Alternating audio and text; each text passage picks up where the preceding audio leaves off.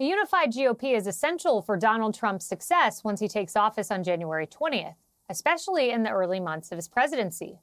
The Republicans narrowly passed their first test of 2025, re-electing Mike Johnson as Speaker of the House on the first ballot. Now, it took a little bit of politicking after the initial vote, but Johnson secured the speakership with only one defection.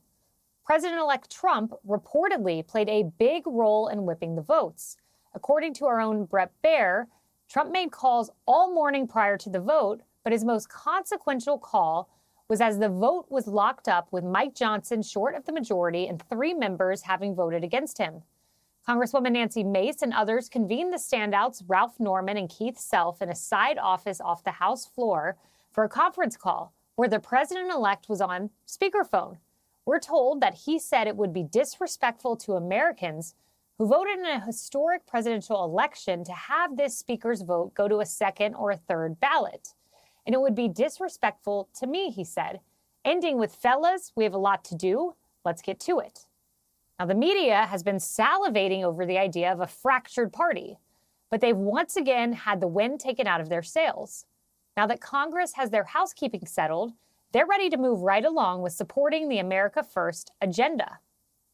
The path of prosperity has long been paved with policies that put America and Americans first.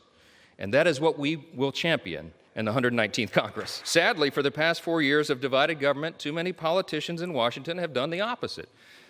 Open borders and overregulation have destroyed our cities and stifled innovation. Inflation and weak leadership have left Americans poorer, and they have placed our country in a perilous position. President Trump was quick to congratulate Johnson on being reelected Speaker and explaining that the process brought House Republicans even closer together. The president-elect was in constant communication with Republicans, working the phones this morning, and he reportedly called 2 of the 3 holdouts from the golf course. Meanwhile, things aren't going that smoothly on the other side of the aisle. House Minority Leader Hakeem Jeffries, of course, gave this rousing speech to his party after the Speaker election. Democrats will never abandon the long walk toward freedom. We will fight hard to defend the freedom of opportunity that makes the American dream possible. We will fight hard for the freedom to vote. I love that word, fight, fight, fight, fight. And in the other chamber of Congress, Kamala Harris forgot the Pledge of Allegiance at the beginning of the Senate's swearing-in ceremony. Please join me in pledging allegiance to our flag. I pledge allegiance to the United States of America and to the republic for which it stands, one nation, under God, indivisible, with liberty and justice for all. Now that is something only Kamala Harris could do. Florida Congresswoman Paulina Luna joins me now. Congresswoman, when we look back in time, we see Kevin McCarthy and the vote to make him Speaker, and it went 15 ballots, 15. But something was different today. And I want to pull this up, what was different. This is new reporting from Real Clear Politics about President Trump's involvement. The message from the president-elect, according to a source with direct knowledge of that call, was we had the most historic election. You guys are stepping all over it by being ridiculous, speaking to the holdouts. I want all these swing states, but while Democrats are sticking together, you 2 guys are screwing it all up. It seems that we did not go to 15 rounds today because of the political capital of President Donald J. Trump. Your thoughts?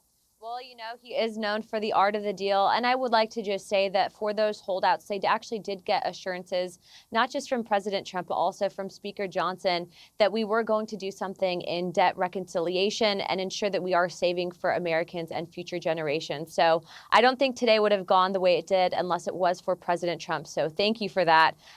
Being that I was one of the holdouts back in January, we were trying to change the institution. We did, and we saw today that we are unified GOP moving forward.